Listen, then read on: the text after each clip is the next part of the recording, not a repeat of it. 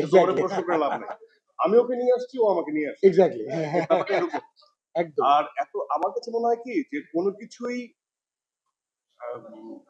মানে লেট হয় না। যুক্তরাষ্ট্রের ১ নম্বর জিম চেইন গোল্ডস জিম এখন আবারও বাংলাদেশে বসুন্ধরা আবাসিক এলাকা ও বসুন্ধরা সিটি শপিং মলে। আমার কাছে মনে হয় যে প্রত্যেকটা জিনিসই প্রপার সময়ে ঘটে। আমরা হয়তো বা ভাবি আমাদের পারসেপশন থেকে যে এটা হয়তো বা লেট হয়ে গেছে। তো আমার মনে হয় যে জীবনে যারা শ্রমিক, যারা শ্রম দেয় বা যারা কাজ করে, এখন এটা শিক্ষকতা হোক, যে কোনো প্রফেশন, তার সবচেয়ে ক্রিম সময়টা কবে হবে সেটা কিন্তু সে জানে।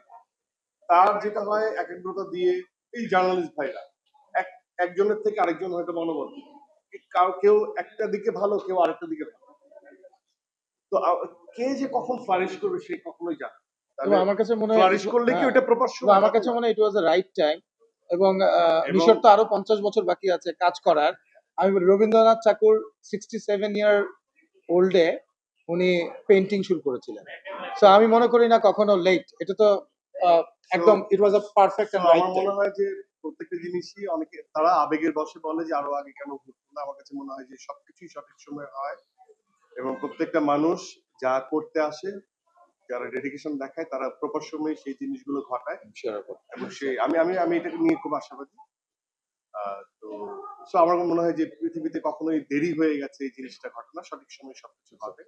এবং আজকেও এই যে এই সুন্দর মুহূর্তে আমরা সবাই মিলে কথা বলছি, এটাও আসলে দেরি করে ঘটনা, এটা প্রপার সময়ে ঘটে।